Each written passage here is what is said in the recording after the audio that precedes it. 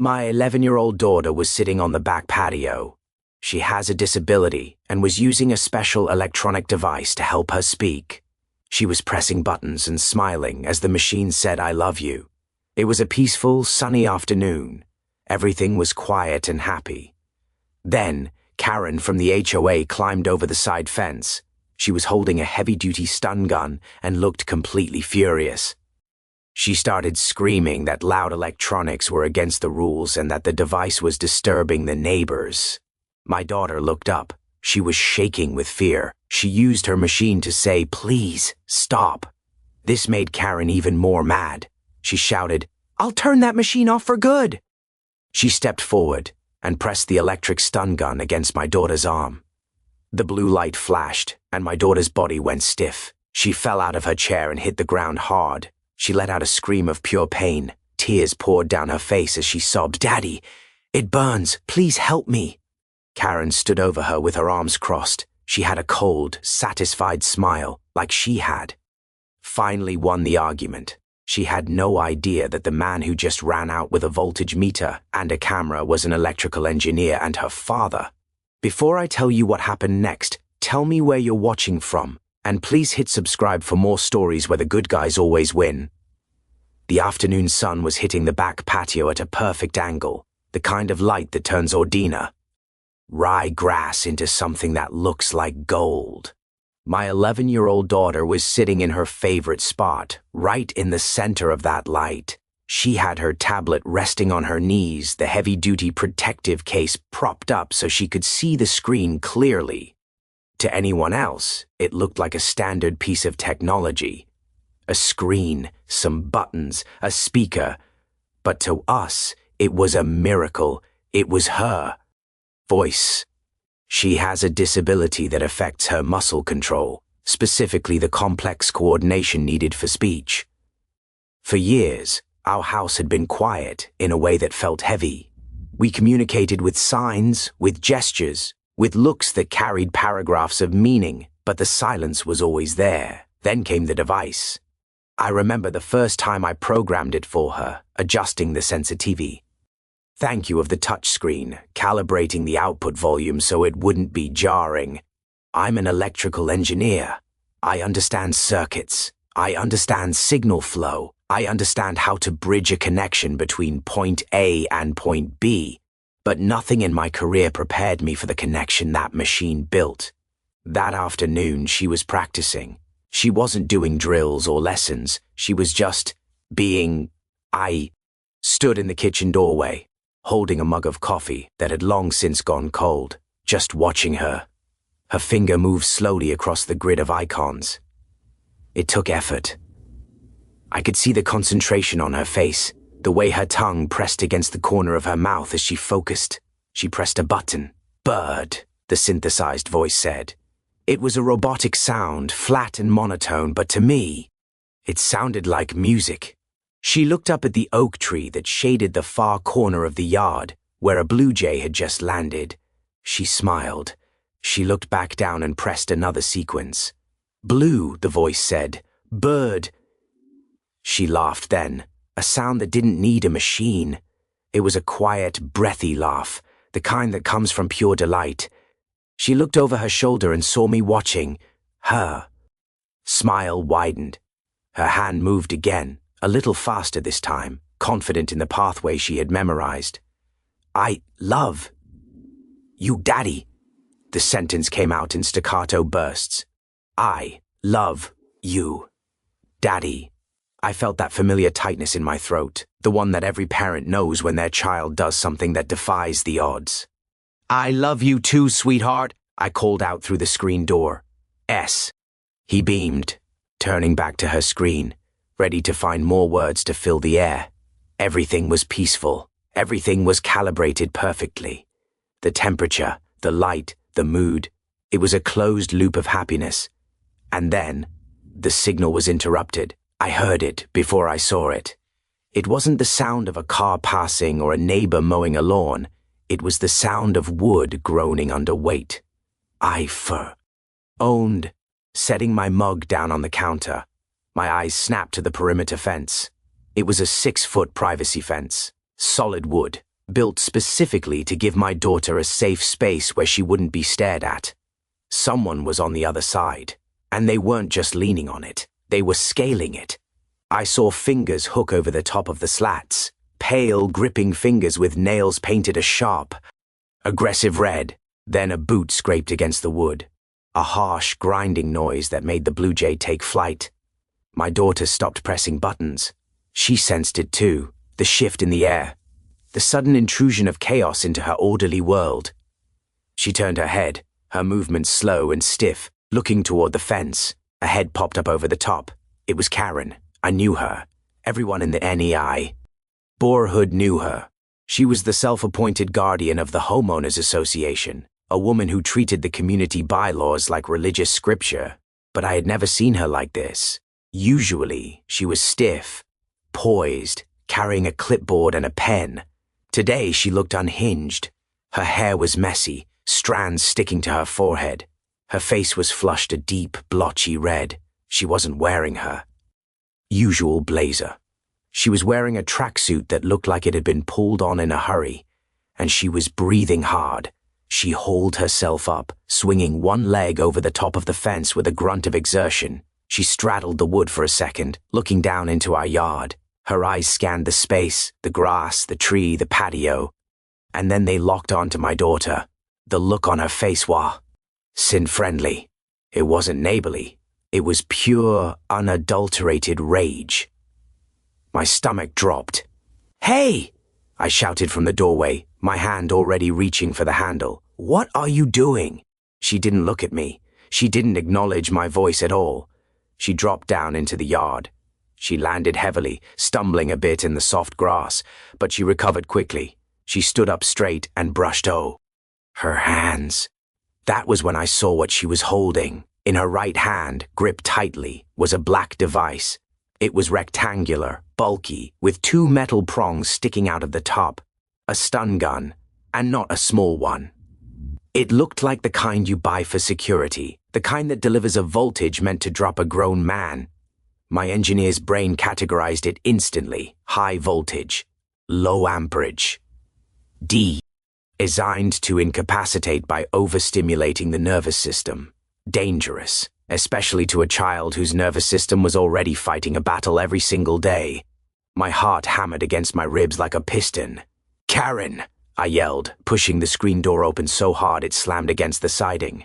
"Get out of my yard!" She ignored me.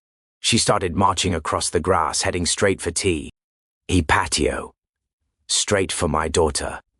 "I have had enough!" she screamed. Her voice was shrill, breaking at the top, echoing off the back of the house. "I am sick and tired of the noise." My daughter froze. She shrank back in her chair, her hands hovering over her device, unsure what to do. She had never seen an adult act like this. To her, adults were safety. Adults were patience. This was a predato. "That machine!" Karen shouted, pointing the stun gun at my daughter with a shaking hand. "That noise! Beep, beep, beep all afternoon!" She was 20 feet away, then 15. "It's disturbing the peace," she yelled. "It's an unauthorized electronic nuisance." I was running now. I bolted off the porch steps, my boots hitting the concrete, moving to intercept her. But the angle was bad. She was loser to my daughter than I was. "Karen, stop," I roared. "She's a child. It's a speech device. It's a violation." She shrieked back. She didn't stop. She didn't slow down. She reached the edge of the patio. My daughter looked up at her, eyes wide with terror. She was shaking. I could see the tremors starting in her hands, rattling the wheelchair. She didn't try to run. She couldn't. Instead, she did the only thing she knew how to do. She reached for her voice. Her trembling finger pressed a button. "Please," the machine said. The robotic voice sounded small in the face of Karen's screaming. My daughter pressed another. "Stop. Please, stop." It was the most polite, heartbreaking plea I had ever heard. But it didn't work. It had the opposite effect. The sound of the machine seemed to act like a trigger for Karen. Her eyes widened, and her lips pulled back in a snarl. "I told you to shut that thing off!" she yelled. She stepped onto the concrete patio. "If you won't turn it off," she hissed, raising the weapon. I'll kill the battery myself. She wasn't thinking. She was reacting on pure toxic impulse. She closed the distance. I was 10 feet away, 8 feet. I saw her thumb move. To the side of the device in her hand, I saw the red indicator light on the stun gun flicker on. She wasn't threatening. She was arming. My daughter let out a sound that wasn't a word. It was a gasp, a sharp intake of air that got stuck in her throat. She tried to pull away, to lean back in her chair, but the straps holding her upright kept her in place. She was trapped, and Karen was standing rig. HT over her. I'll show you quiet, Karen said. Her voice dropped to a whisper, cold and satisfied. She looked like she thought she was the hero of the story, like she was finally solving the problem that had been annoying her. She had no concept of the damage she was about to do. She had no idea that electricity doesn't just stop a machine. It stops a heart, it burns skin, it scrambles signals that are already fragile. I lunged, throwing my body forward, desperate to cover the last few feet. But gravity is a constant, and distance is a variable you can't always cheat. Karen thrust the weapon forward. She pressed the metal prongs directly against my daughter's upper arm, and she squeezed the trigger. The sound wasn't a zap, it was a crack, sharp, violent, like a dry branch snapping in sea. A bonfire, but amplified. A jagged arc of blue-white light flashed between the metal prongs and my daughter's skin. Time didn't just slow down, it shattered. I saw the electricity enter her body. I saw the way her muscles, already fighting her every day for control, locked up instantly. It wasn't a flinch. It was a seizure of the entire system. Her back arched off the wheelchair cushion. Her head snapped back against the headrest with a sickening thud. Her arm, the one Karen was touching, jerked inward, pinned against her ribs by the current. And then came the scream. It didn't sound like my daughter. It didn't sound like a child. It was a raw, guttural tear in the air, a sound of absolute confused agony. The speech device slipped from her paralyzed fingers. It tumbled off her lap, hitting the concrete patio with a plastic clatter that sounded miles away. No, I roared, the word tearing out of my throat so hard I tasted blood. I was airborne. I didn't run the last 3 feet, I launched myself. I hit Karen with the force of a linebacker. I didn't aim to hurt her. I aimed to break the connection. I slammed into her shoulder, my momentum carrying both of us off the patio and onto T. Grass. The stun gun flew from her hand. It skittered across the patio stone, spinning wildly, the red light still blinking like a warning beacon. Karen hit the ground hard. She rolled, gasping, winded by the impact. I didn't look at her. I scrambled on my hands and knees, clawing my way back to the wheelchair. My daughter wasn't moving right. The initial shock had passed, but her body was still. Trembling, effectively vibrating in the chair. Her eyes were wide, blown open in a stare of pure terror, fixed on the sky, but seeing nothing. I've got you, I choked out, my hands hovering over her, afraid to touch her, afraid I might hurt her more. Daddy's here. Daddy's here. She blinked, and the tears came. Not a slow cry, a flood. She slumped sideways. The spasm had thrown her balance off. And her core muscles, usually weak, couldn't hold her up against the sudden shift in gravity. She slipped past the side guard of the chair. I caught her just before she hit the concrete. I pulled her into my lap, cradling her head against my chest, shielding her from the world. She was small, too small for this, too small for the amount of voltage that had just coursed through her nerves. I could feel her heart hammering against my ribs. It was racing, too fast. Erratic, panic, and electricity are a dangerous cocktail. It burns, she sobbed, her voice slurring, her tongue heavy and uncooperative without her device. It burns, Daddy. I looked at her arm.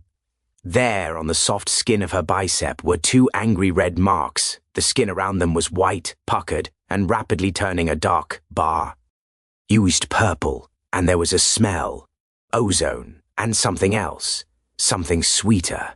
Something sickening, singed hair, burnt skin, the smell of my own child's flesh. I felt a coldness wash over me that I had never experienced in my life. It started at the base of my spine and froze my veins all the way to my fingertips. I'm an engineer. I work with power grids. I work with systems that carry enough current to light up a city block. I know what electricity does to the human body. It doesn't just hurt. It disrupts. It interferes with the electrical signals that tell your heart to beat and your lungs to expand. For a child with a disability, whose neural pathways are already delicate, this wasn't just an assault. This was an attempt on her life, whether Karen knew it or not. I pressed my K against the top of her head, rocking her gently. I know it hurts, baby. I know, I whispered. Breathe. Just breathe for me. She gasped, sucking in air in ragged hitches. She hurt me. The words were garbled, hard to understand, but I heard them. I know, I said. I know. Behind me I heard a rustle of grass. I stiffened. I slowly turned my head. Karen was standing up. She was brushing grass stains off the knees of her tracksuit. She adjusted her shirt, pulling it down sharply. She didn't look horrified. She didn't look sorry. She looked annoyed. She walked over to where the stun gun had landed and bent down to pick it up. Don't you touch that, I said. My voice was low, quiet. It didn't sound like me. It sounded like a stranger. Karen paused, her hand inches from the weepo. She looked at me. You attacked me, she said. Her voice was breathless, indignant. You assaulted me. I could have you arrested.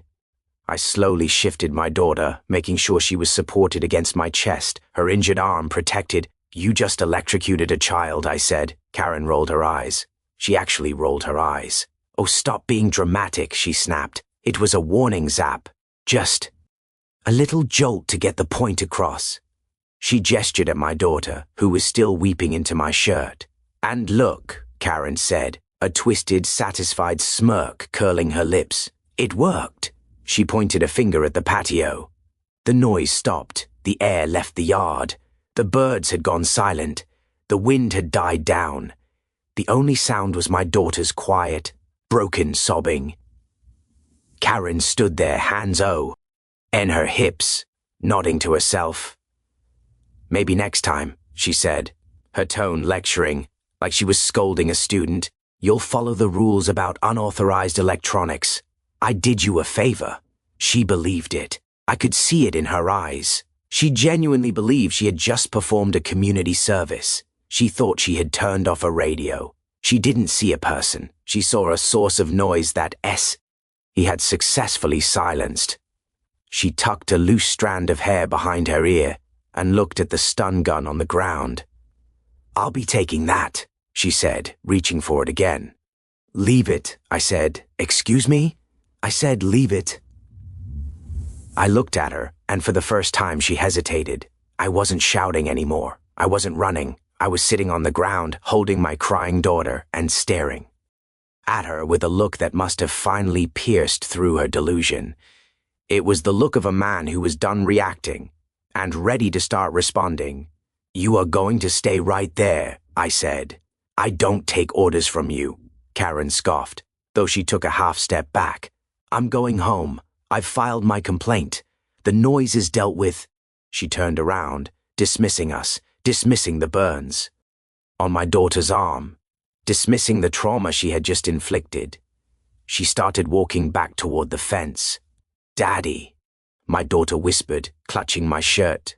She's winning. I looked down at her. I wiped a tear from her cheek with my thumb. No, sweetheart, I said softly. She thinks she is, but she isn't. I gently shifted her weight, making sure she was stable on the ground. Can you sigh? Tea here for 10 seconds? I asked her. Just 10 seconds. She nodded, terrified, but trusting me. Good girl. I stood up. I didn't run after Karen. I didn't scream. I walked into the house. I didn't go to the phone. Not yet. I went to my workbench in the garage. I grabbed my Fluke 87V industrial multimeter. It's a bright yellow brick of a device. precise enough to measure the heartbeat of a microc. Hip. I grabbed my DSLR camera with the macro lens attached, and I walked back outside. Karen was at the fence, struggling to pull herself back up. She thought it was over. She thought the story ended when the noise stopped. She was wrong. The story was just beginning, and I was about to write the next chapter in high definition.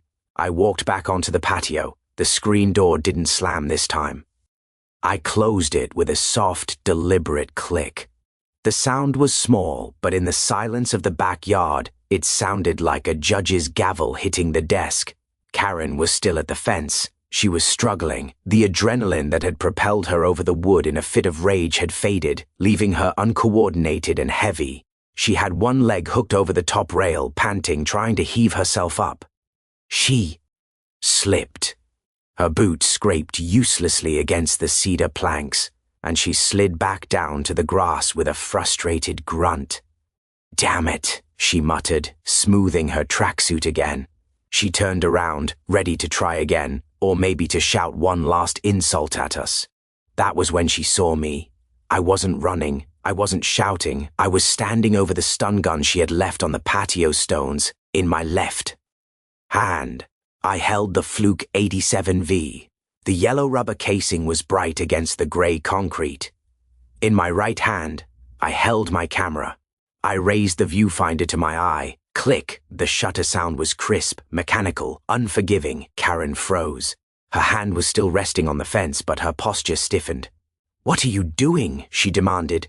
Her voice had lost some of its shriek, replaced by the wary tone of a bully who realizes the victim isn't crying anymore.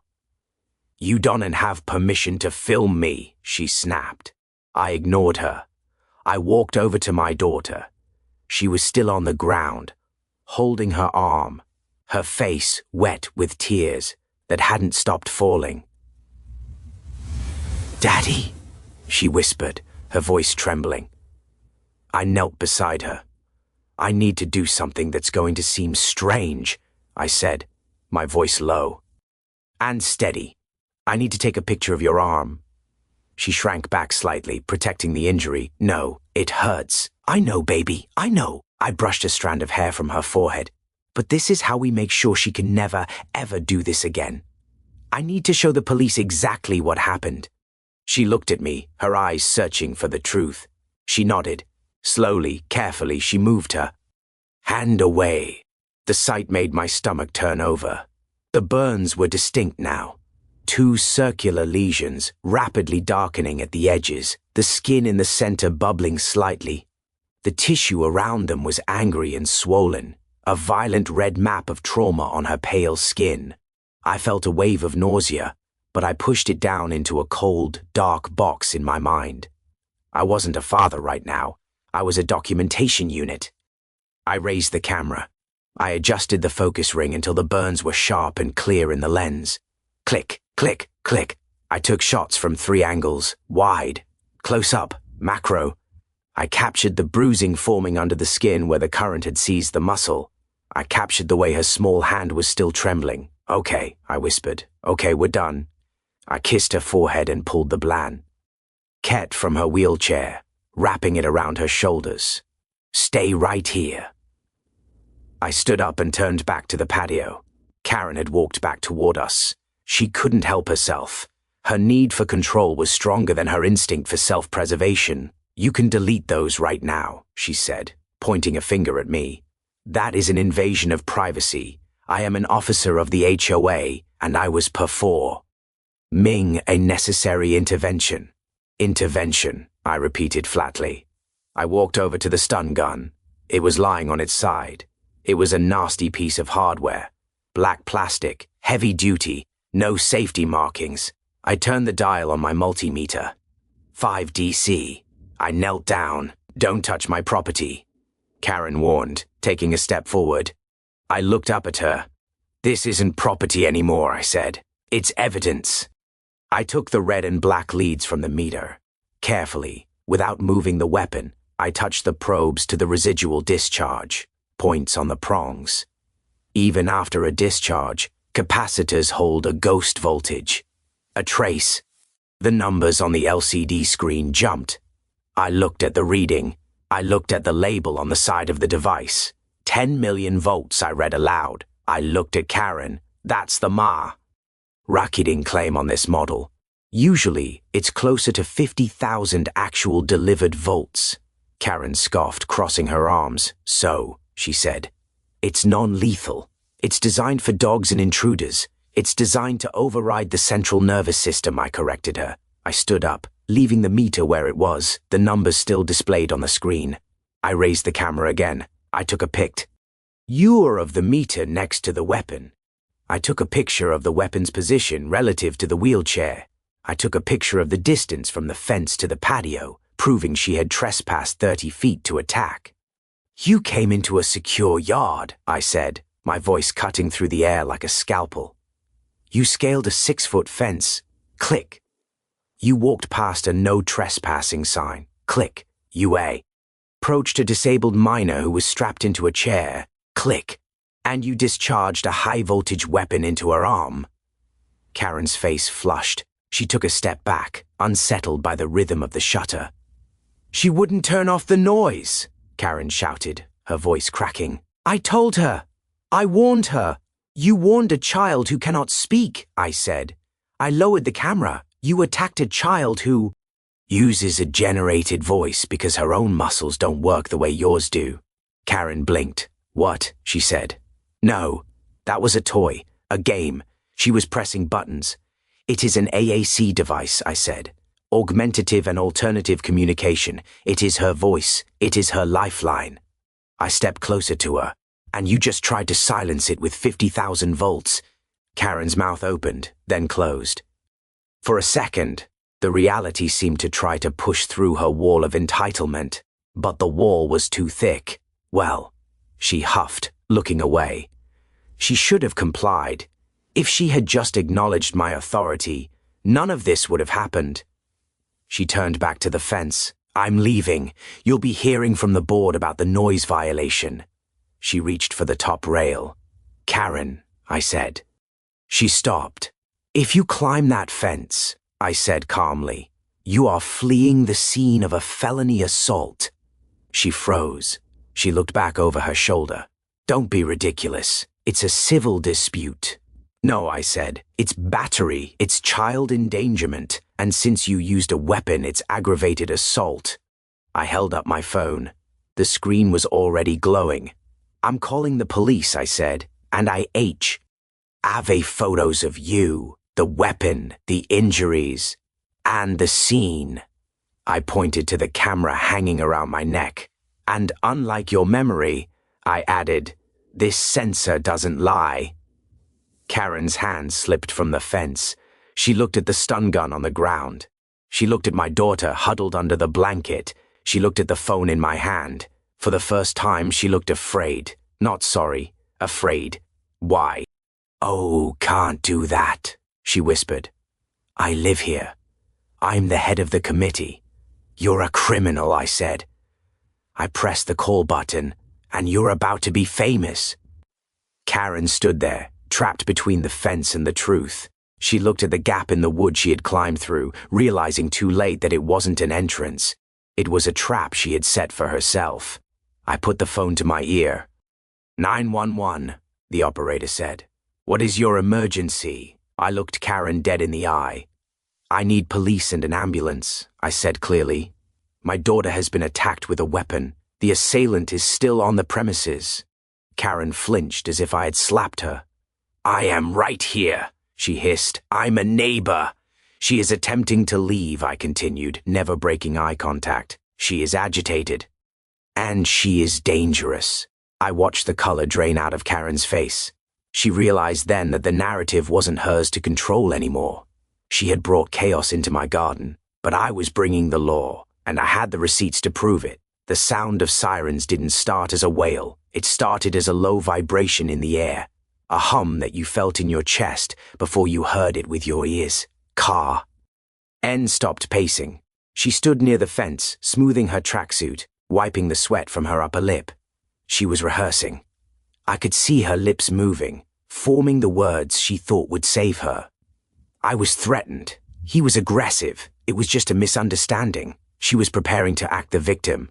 My daughter was still huddled in her wheelchair, the blanket pulled up to her chin. She was quiet now, but it was the wrong kind of quiet. It was the silence of shock. Her eyes were glassy, staring at the stun gun on the ground as if it were a snake coiled to strike again. I stayed beside her, one hand on the back of her chair, the other holding my camera. I didn't speak to Karen. I didn't give her any more ammunition. I just waited. The sirens grew louder, cutting through the afternoon. Peace, like a serrated knife. Then the lights appeared. Flashes of red and blue washed over the wooden fence, pulsing against the leaves of the oak tree. The heavy thud of car doors slamming shut echoed from the front of the house. "Back here!" I shouted, my voice calm but projecting clearly. "We are in the backyard." Footsteps pounded on the pavement, heavy boots, fast. The side gate unlatched wit. A metallic clank. 2 officers burst into the yard. One was older, graying at the temples, with the weary look of a sergeant who had seen too many domestic disputes. The other was younger, hand resting on his belt, eyes scanning the perimeter for threats. They took in the scene instantly. The crying child, the man standing guard, the woman near the fence, the black device on the patio. "Police," the sergeant announced. "Everyone stay where you are." Karen moved immediately. She didn't stay put. She rushed toward them, hands clasped together in a plea for sympathy. "Officer, thank God you're here." Her voice pitched up an octave, breathless and frantic. "I have been terrified. This man, he attacked me. He knocked me down." She pointed a shaking finger at me. "I came over to discuss a noise complaint, and he assaulted me." The younger officer stepped between her and me, holding up a hand. "Ma'am, step back. Take a breath." "But he's dangerous," Karen insisted, tears suddenly springing to her eyes. "I was just doing my job as the HOA president, and he went crazy." The sergeant looked at me. He saw a man standing still. He saw a man who wasn't shouting. He walked toward me, but his eyes were on my daughter. "Sir," he asked. "My daughter needs a paramedic," I said. I didn't sound like a victim. I sounded like a reporter. "She has suffered an electrical injury to her left arm. High voltage discharge." The sergeant frowned. "Electrical injury?" I pointed to the ground. "That stun gun," I said. "It belongs to her." She climbed the fence, entered the property, and discharged it into my daughter's arm because she didn't like the sound of her speech device. Karen gasped loudly. "That is a lie. It was an accident. I was just showing it to her." The sergeant looked at the stun gun. Then he looked at my daughter. He saw the way she was curled in on herself. He saw the blanket. "Let me see her arm," he said gently. I nodded to my daughter. "It's okay, sweetheart. Show him." She slowly lowered the blanket. The sergeant's face tightened. The burns had darkened in the last 10 minutes. They were stark, ugly welts against her pale skin, the tissue around them swollen and angry. "Jesus," the sergeant muttered. He keyed his radio. "Dispatch, I need EMS at my location. Priority 1, we have a pediatric injury. Electrical burns." He looked back at Karen, his expression changed. The weary look was gone. In its place was something hard. "You said you were showing it to her?" the sergeant asked. Karen stammered. Well, she wouldn't listen. The noise was unbearable. I just wanted to disable the machine." "So you tased a child?" the younger officer asked, his voice flat. "I didn't tase her. It was a warning zap. It slipped. I stepped forward then, "Fisa," I said. I held up my camera. "I have documentation of the injury immediately following the assault. I have photos of the weapon's position." I gestured to the yellow brick on the patio. "And that is a Fluke 87V industrial multimeter." The sergeant looked at the tool, then back at me. "I'm an electrical engineer," I explained. "I tested the residual capacitance on the prongs immediately aft." She dropped it. I looked Karen in the eye. "It is a high-voltage device, non-regulated. It delivers a shock well in excess of 50,000 volts." I tapped the screen of the multimeter, which I had locked to hold the reading. I have the measurement right here. The sergeant walked over to the patio. He looked at the multimeter. He looked at the reading frozen on the display. He looked at HE stun gun. That's illegal to carry without a permit in this county, he said, almost to himself. He turned to Karen. Ma'am, is that your weapon? Karen crossed her arms, trying to regain some of her lost stature. It is a self-defense tool. I have a right to protect myself. From a girl in a wheelchair? The younger officer asked. Karen flushed. From the noise. It's a psychological assault. HOA bylaws clearly state. Ma'am, the sergeant interrupted. His voice was like gravel. Stop talking. He walked over to where she was standing. You entered a private property? I had to intervene. You climbed a fence? The gate was locked, and you used a weapon on a minor. It wasn't a weapon, it was a tool. The sergeant shook his head slowly. Turn around, ma'am. Karen froze. Excuse me? Turn around. Put your hands behind your back. You can't be serious, she sputtered. I'm the victim here. He tackled me. You just admitted to entering the property and using a stun gun on a child, the sergeant said. Turn around. Karen looked at me. She looked for sympathy. She looked for hesitation.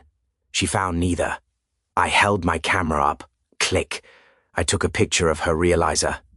Sean, the moment when the entitlement finally cracked. This is a mistake, she shrieked as the younger officer grabbed her wrist. I know the chief of police. I run this neighborhood. You're under arrest for aggravated assault on a minor, the officer said, snapping the cuff onto her right wrist. And trespassing, the sergeant added. And possession of an illegal weapon, I offered helpfully. The second cuff clicked. Karen began to struggle, twisting her body, kicking out at the officer's shins. Let go of me! You're hurting me! Stop resisting, the officer said, pressing her against the fence, the same fence she had climbed over so confidently 20 minutes ago. My daughter watched from her chair. She wasn't crying anymore. She was watching the blue lights reflect off the handcuffs. Daddy? She whispered. I knelt beside her. Yeah, baby? Is she off? I looked at the officers marching Karen toward the side gate. I looked at the stun gun now sitting in an evidence bag the sergeant had pulled from his belt. Yeah, sweetheart, I said. She's off. The paramedics arrived a moment later. They rushed into the yard with a gurney and a trauma kit. Their faces serious. They went straight to my daughter. One of them, a woman with kind eyes, knelt down and looked at the arm. Hi there, she said softly. I hear you were incredibly brave. My daughter nodded weakly. It burns, she whispered. I bet it does, the medic said. We're going to fix that. We're going to put some cool gel on it, and then we're going to take a little ride to make sure your heart is okay. Is that all right? My daughter looked at me. Daddy coming. Daddy is coming, I promised. I looked at the sergeant. I need to go with her. Go, he said. We have the weapon. We have your photos. We have the suspect. He looked at the camera around my neck. Don't lose that SD card. I won't. We'll need your statement at the hospital, he said. You'll get it, I replied, along with the voltage log. The sergeant cracked a small grim smile. An engineer, he said, shaking his head. She picked the wrong fence to climb. She picked the wrong father, I said. They loaded my daughter onto the gurney as we rolled out of the backyard, past the patio where she had been so happy, past the spot where the blue jay had landed. I looked back one last time. The yard was empty. The silence had returned. Ned, but it wasn't peaceful anymore. It was a crime scene. Yellow tape was already being strung up, but as I climbed into the back of the ambulance, holding my daughter's uninjured hand, I felt a strange sense of calm settling over me. The chaos of the attack was over. The uncertainty was gone. Now we were in the phase I understood best. Analysis, documentation, correction. Karen thought she had power because she could shout. She thought she had power because she had a weapon. But she was about to learn a lesson in physics. For every action, there is an equal and opposite reaction. And the reaction to hurting my child? It was going to be electric. The sound in the emergency room was a steady, rhythmic beep. It was the sound of a cardiac monitor.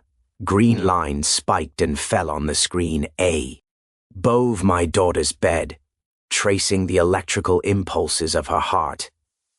To most parents, that sound is terrifying. It means something is wrong enough to need watching. To me, it was the only sound in the world that mattered. It was the sound of continuity, of a circuit that hadn't been broken. My daughter was asleep. The doctors had given her something for the pain and the anxiety, and she had finally drifted off, her small hand clutching the edge of the hospital sheet. Her left arm was bandaged. The burns had been cleaned and treated, but the doctor's words were still ringing in my ears. "Electrical injuries are tricky," he had said, looking at the chart with a frown. "The entry wounds, the burns on her arm, are just the surface. The current travels through the path of least resistance. Nerve. Blood vessels." He had looked at me over his glasses. "We need to keep her overnight. We need to watch for arrhythmia. Sometimes the heart's electrical system gets confused after a shock like that." Confused, that was a gentle word for it.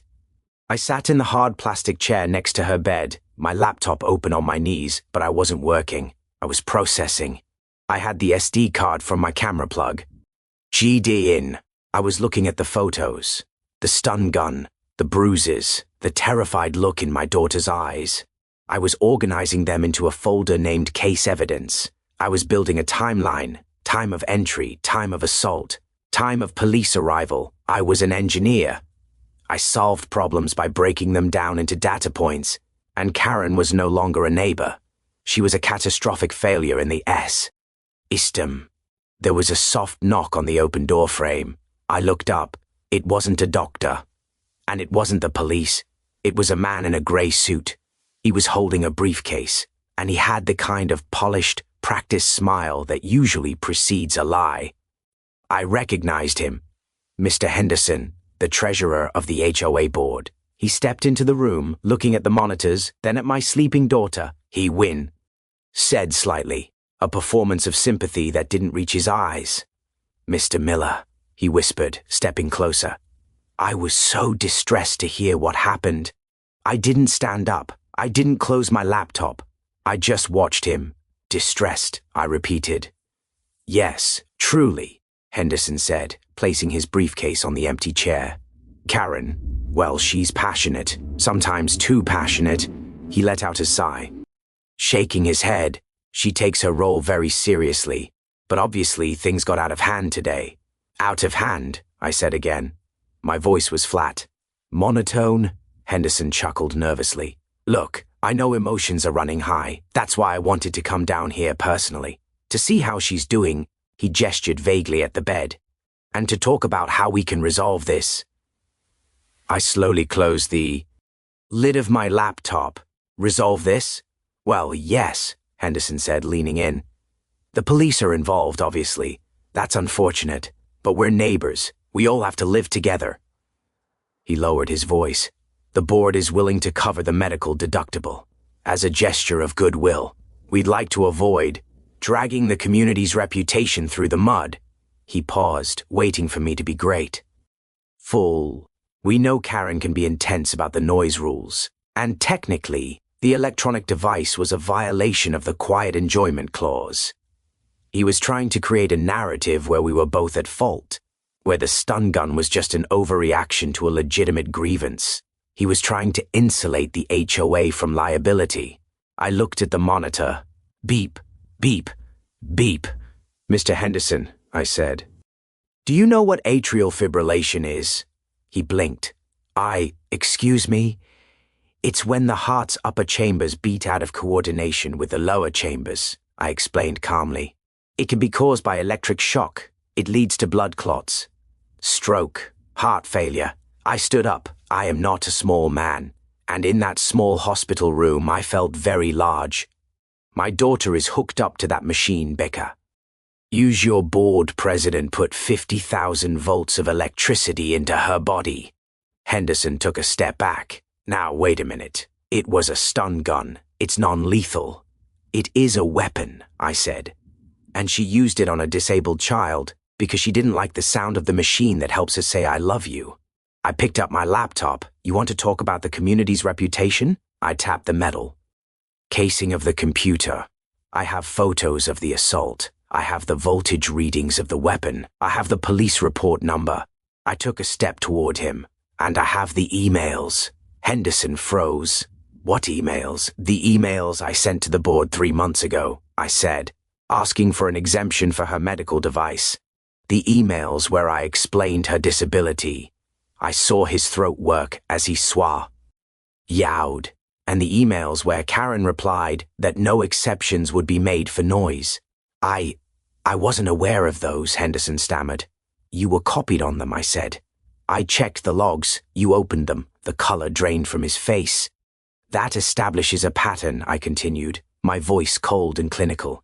It establishes premeditation, and it establishes negligence on the part of the board for allowing a hostile individual to enforce illegal rules. I moved into his personal space. You aren't here to offer me a deductible, Mr. Henderson. You're here because you realize that your insurance policy doesn't cover felony child abuse. Henderson grabbed his briefcase. His hands were shaking. We can discuss this later. When you're less upset.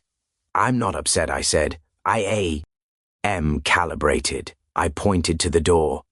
Get out. Mr. Miller, please, get out. He scrambled backward, bumping into the doorframe in his haste to escape. And Henderson? I called after him.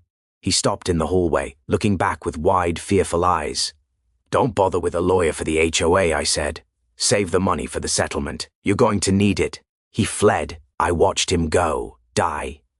Disappearing down the sterile white hallway. He looked like a man who had just touched a live wire. I sat back down. My daughter stirred. The commotion had shifted her sleep, but she didn't wake fully. She murmured something soft, a sound of comfort, and turned her head into the pillow.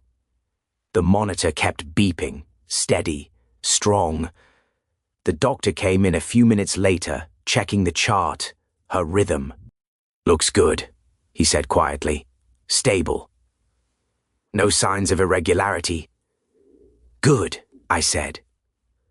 You handled that well, the doctor added, nodding toward the hallway. I heard a bit of it.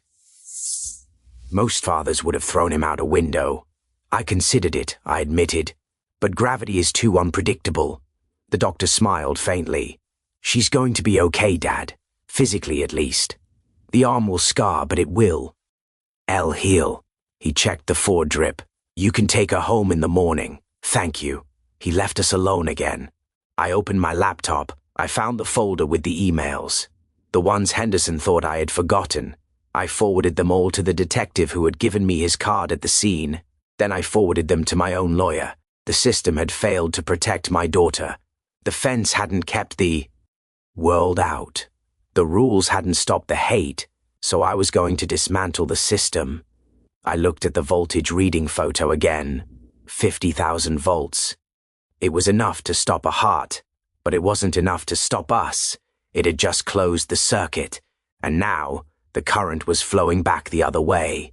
I reached out and gently took my daughter's hand, the one that wasn't burned. It was warm. It was alive.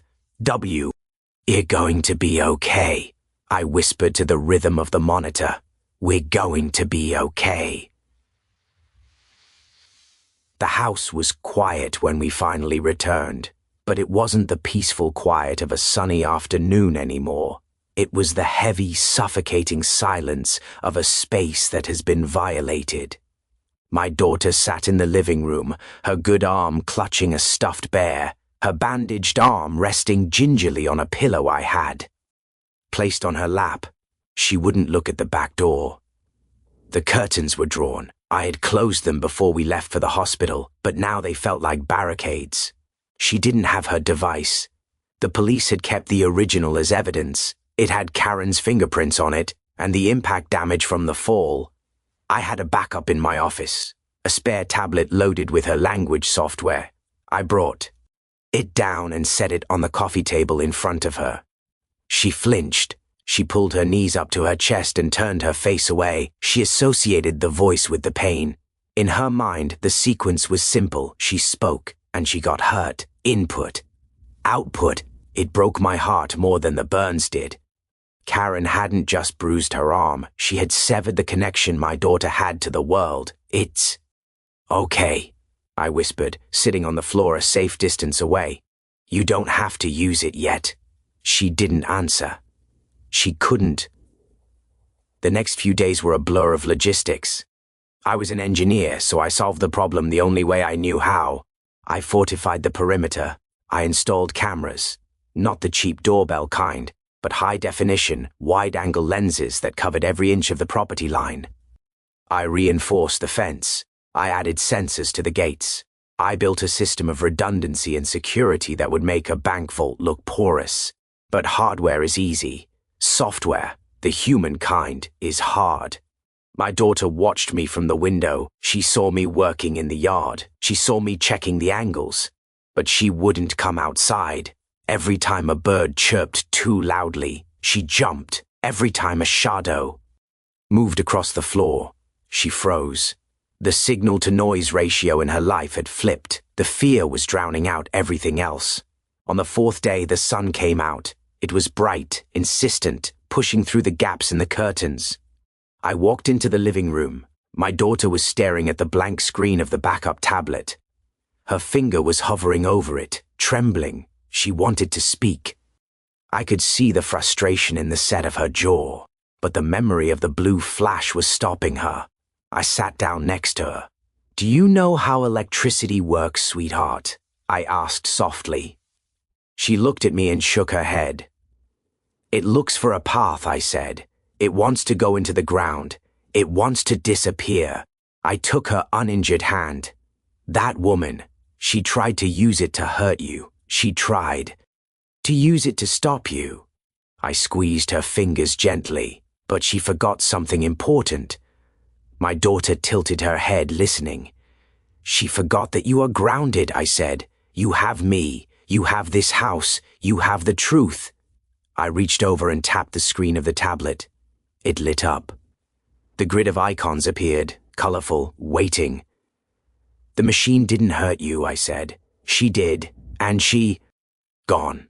I stood up and walked to the back door. I unlocked it. The sound was loud in the quiet room. I opened it. Fresh air rushed in, smelling of cut grass and damp earth.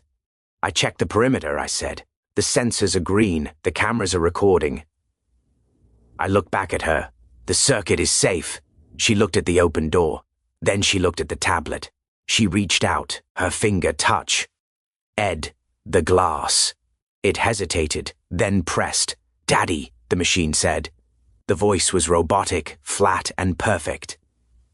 She waited. No spark, no pain, no shouting. Just the echo of her own thought hanging in the air. She pressed another button. "Outside." It was a question. I smiled. "Yes," I said. "Outside." We moved slowly. I didn't push her wheelchair this time. She wanted to walk, even though it was SL.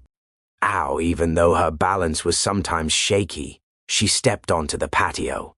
She stopped at the spot where it had happened. There was a faint stain on the concrete where the stun gun had skittered, a scratch in the stone. She looked at it. She looked at the fence. It was taller now. I had added a lattice extension. She looked up at the oak tree. The blue jay wasn't there, but a cardinal was, a flay of bright red against the green leaves. She took a deep breath. She raised the tablet, which was strapped around her neck now. Her fingers moved. Faster this time. "She is gone." It wasn't a question, it was a statement. "She's gone," I confirmed. "The police have her. The judge has her. The HOA has erased her." My daughter nodded. She walked over to the edge of the grass. She sat down in her chair, the one I had cleaned and checked for damage. She settled in. She looked at the garden. The flowers were still blooming. The sun was still shining. Karen had tried to short-circuit this. She had tried to overload the system with hate and noise. But she had failed, because some connections are shielded. Some signals are too strong to be jammed. My daughter looked at me. She pressed a sec. Nuance of buttons I hadn't heard in a week. "I am safe." I felt the tension in my own shoulders finally release, a weight I hadn't realized I was carrying until it was gone. "Yes," I said, my voice thick. "You are." She smiled. It started small, just a quirk of the lips, but it grew. It reached her eyes. She turned back to the garden, to the birds, to the world she had almost lost. She pressed. "D, one more button. Bird." The robotic voice drifted up into the trees, and the bird chirped back. Signal restored.